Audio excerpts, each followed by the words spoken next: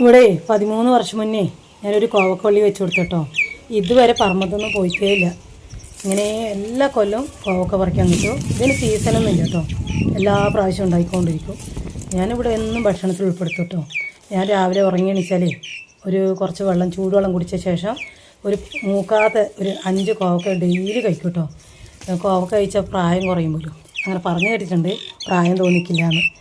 പിന്നെ ഇതിൻ്റെ ഒരു ഇല തോരൻ വെച്ച് കഴിച്ചാൽ ഷുഗറുള്ളവർക്ക് തോരൻ വെച്ച് കൊടുത്താൽ നല്ലതാവുമല്ലോ, ഷുഗർ കുറയും പോലും.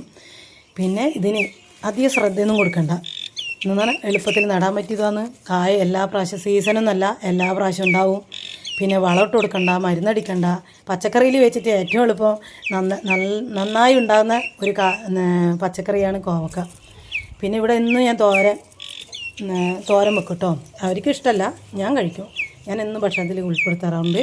പിന്നെ തോരൻ വെച്ച് കഴിഞ്ഞാൽ ചിലപ്പം പലതരത്തിലുണ്ടാക്കും കേട്ടോ. ചിലപ്പോൾ ഇറച്ചി മസാലപ്പൊടിയൊക്കെ ഇട്ടിട്ട് കോവക്ക പൊടിങ്ങനെ അരിഞ്ഞിട്ട് ഇറച്ചി കൂട്ടാൻ വെക്കുന്നവരെ വെക്കും. പിന്നെ പുളി ഒഴിച്ചിട്ട് വെക്കും. പിന്നെ സാൽഡ്, ഈ മൂക്കാത്ത കോവക്കില്ലേ, അത് പൊടിങ്ങനെ അരിഞ്ഞ ശേഷം കുറച്ച് തൈര് ഒഴിക്കും. അധികം പുളിയില്ലാത്ത തൈര് ഒഴിച്ചിട്ട് ലേശം ഉപ്പ് ഇട്ട് തക്കാളി ഇട്ട് ചെറിയുള്ളി അരിഞ്ഞിട്ട് 2 പച്ചമുളക് ഇട്ടിട്ട് വെറുതെ ഇങ്ങനെ കോരി കഴിക്കാൻ നല്ല ടേസ്റ്റ് കേട്ടോ. അപ്പോൾ എന്നും ഭക്ഷണത്തിൽ ഉൾപ്പെടുത്തുന്നത് നല്ലതാണ്.